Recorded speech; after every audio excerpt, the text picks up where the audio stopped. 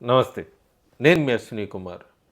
Congress party December 28వ తారీఖు party స్థాపించి 140 సంవత్సరాలైందని దేశవ్యాప్తంగా ఉన్న కాంగ్రెస్ శ్రేణులు సంబరాలు జరుపుకున్నారు. స్పీచ్లు వాళ్ళకి నోటికొచ్చిన స్పీచ్ ఎందుకంటే వాళ్ళకి నోటికొచ్చిందన్నది. నిజంగా కుటుంబ పరిపాలన, డిక్టేటర్షిప్ వీటన్నిటికీ కూడా ఉదాహరణ కాంగ్రెస్ పార్టీనే. కానీ వీళ్ళు మాత్రం ప్రస్తుతం ఉన్న నరేంద్ర మోడీ వైపు చూపిస్తారు. మోడీ ఈజ్ ఏ డిక్టేటర్ అని.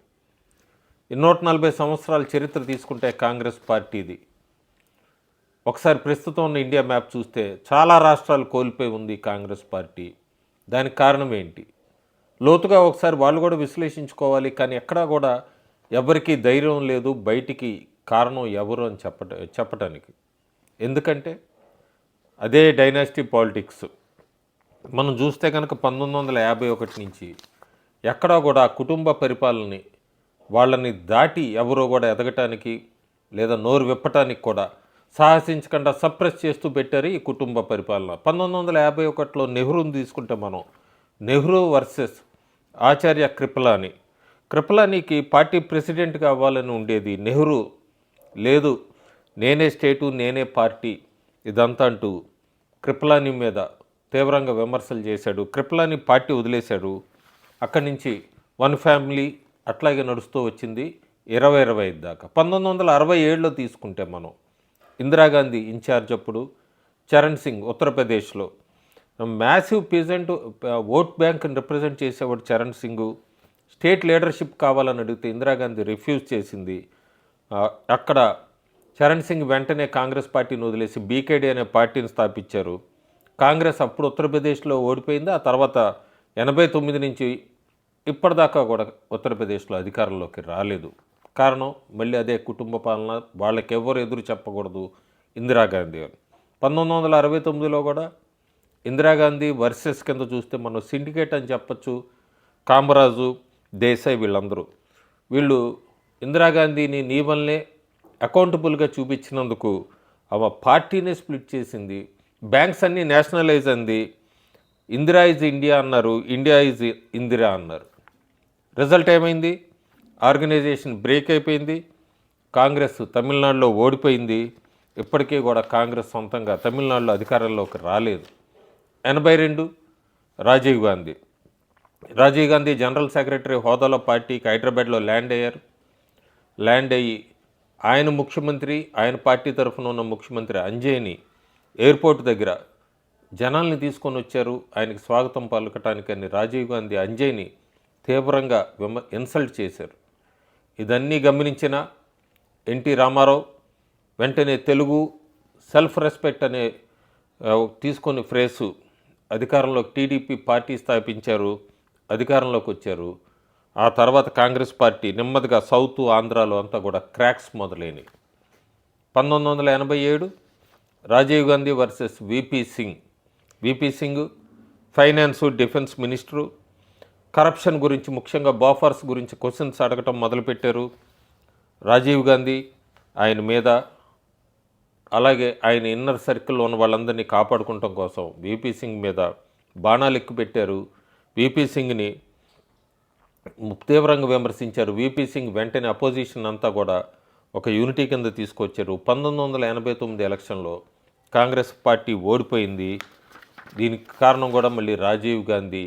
ఆయన ఎవరు కూడా విమర్శించకూడదని విపి సింగ్ని తీవ్రంగా ఆయన వ్యాఖ్యలు ఖండించినందుకు, ఆయన చేసిన కరప్షన్ బోఫర్స్ మీద విమర్శలు చేసినందుకు విపి సింగ్ మీద విరుచుకుపడ్డాడు Rajiv Gandhi. VP Singh separate front పెట్టాడు. అదే నడుస్తూ వచ్చింది 98లో కూడా. 98 సోనియా గాంధీ తీసుకుంది పవర్స్ అన్నీ కూడా. మమతా బెనర్జీ కమ్యూనిస్ట్ పార్టీల మీద వాళ్ళ మీద లిటరల్గా వార్ చేస్తుంది. ఆ టైంలో హైకమాండ్ సపోర్ట్ కోసం కూడా అడిగింది. ఢిల్లీ పెద్దలంతా కూడా సిపిఎంని కమ్యూనిస్ట్ పార్టీలని హ్యాపీగా పెట్టడం కోసం అటానమీని వీళ్ళందరినీ కూడా పక్క పెట్టేశారు. ఈ మమతా బెనర్జీ వెంటనే కూడా తన షాల్ని ఇట్లా విసిరేసి పార్టీ వాళ్ళు కాంగ్రెస్ని చీకొట్టింది. తృణమూల్ పార్టీ ఫామ్ చేసుకుంది. కాంగ్రెస్ ప్రస్తుతం 0 బెంగాల్లో. 1999లో శరద్ పవార్ సోనియా గాంధీని ఫారిన్ ఆరిజిన్ నువ్వు పిఎం క్యాండిడేట్ ఏంటి అని అడిగినందుకు నీకెంత ధైర్యం నన్ను నా ఫ్యామిలీని ఇలాంటి ప్రశ్నలు అడుగుతావా అని శరద్ పవార్ని కాంగ్రెస్ పార్టీ నుంచి బయటికి పంపించిన చరిత్ర. శరద్ పవార్ ఎన్సీపీ పార్టీ స్థాపించారు. ఫలితం ఏంటంటే కాంగ్రెస్ సింపుల్ మెజారిటీతో ఇప్పటివరకు మహారాష్ట్రలో మళ్ళీ గెలవలేదు. జూనియర్ పార్ట్నర్గానే ఉంటూ వచ్చింది. ఇదే విషయం 2011 అందరికీ తెలిసిందే. 2004లో 2009లో ఉమ్మడి ఆంధ్రప్రదేశ్లో కాంగ్రెస్ పార్టీ అధికారంలోకి రావడానికి కారణం YS Rajasekhara Reddy legacy. YS Jaganmohan Reddy, Sonia గాంధీని ఈ లెగసీ ఇది నిలబడదాం, కాపాడదాం, ముఖ్యమంత్రి పదవి ఇవ్వండి అంటే లేదు, మేము కుటుంబ పరిపాలనకి వ్యతిరేకం అని చెప్పిన వాళ్ళు సోనియా గాంధీ, రాహుల్ గాంధీ. వాళ్ళకైతే పర్వాలేదు కానీ వేరే వాళ్ళకి కుటుంబ పరిపాలన నో, మేము డైనాసిటీకి యాంటీ అని జగన్ రిక్వెస్ట్ని వాళ్ళు ఒప్పుకోలేదు. జగన్మోహన్ రెడ్డి వైఎస్ఆర్సీపీ స్థాపించాడు. రిజల్ట్ అందరికీ తెలిసిందే. 2014 నుంచి ప్రస్తుతం దాకా వైపౌట్ అయిపోయింది ఆంధ్రప్రదేశ్లో. తెలంగాణలో ఈ మధ్య అతి కష్టం మీద అధికారంలోకి వచ్చింది. ఏదైనా కూడా ఒక స్టేట్ యునైటెడ్ ఆంధ్రప్రదేశ్ 33 ఎంపీలను ఇచ్చింది. కాంగ్రెస్ మ్యాప్ని పూర్తిగా తుడిచిపెట్టేసింది. 2015 తీసుకుంటే హిమంత బిశ్వ శర్మ అందరికీ తెలిసింది. అస్సాంలో నార్త్ ఈస్ట్లో స్ట్రాంగెస్ట్ లీడర్ అని అనుకోవచ్చు మనం. రాహుల్ గాంధీని స్టేట్ ఇష్యూస్ ఫిక్స్ చేయడానికి ఒక మీటింగ్ ఏర్పాటు చేయమంటే రాహుల్ గాంధీ నేను చాలా బిజీగా ఉన్నాను ఇవి అని చెప్పే హిమంత బయటకు వచ్చేశారు, బీజేపీలో జాయిన్ అయ్యారు. రిజల్ట్ ఏంటి అనేది అందరికీ తెలుస్తూనే ఉంది. 7 స్టేట్స్ ఎంటైర్ నార్త్ ఈస్ట్ అంతా కూడా ఇప్పుడు సిల్వర్ ప్లాటర్ కింద బీజేపీకి ప్లాట్ఫామ్ వేశారు. కాంగ్రెస్ మొత్తం ఎరేజ్ అయిపోతుంది నార్త్ ఈస్టర్న్ స్టేట్స్లో. 2025లో ఇప్పుడు 140 సంవత్సరాల ఎగ్జిస్టెన్స్ అంటున్నారు. ప్రతి రీజనల్ పార్టీ ఇప్పుడు ఎగ్జిస్ట్ అయి ఉంది. గాంధీ ఫ్యామిలీస్ని ఎవరిని కూడా షేర్ చేసుకునే స్పాట్లైట్ ఇంట్రెస్ట్లో లేదు.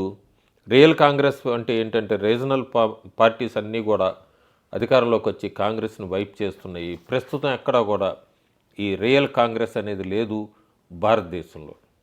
దీనికంతటికే కారణం 1951 నుంచి 2025 దాకా చూస్తే డైనాసిటీ పాలిటిక్స్, డర్టీ పాలిటిక్స్ ఇవే ప్లే చేసుకుంటూ వచ్చారు ఈ గాంధీ ఫ్యామిలీస్ వీళ్ళందరూ కూడా.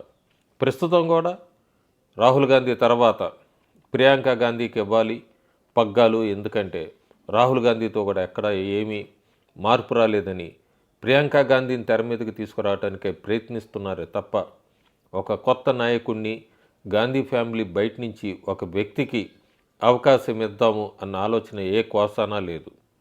సో ఇట్లా డైనాసిటీ పాలిటిక్స్ నడుస్తున్నంతసేపు భారతదేశంలో కాంగ్రెస్ పార్టీ ఎదగటం కష్టము.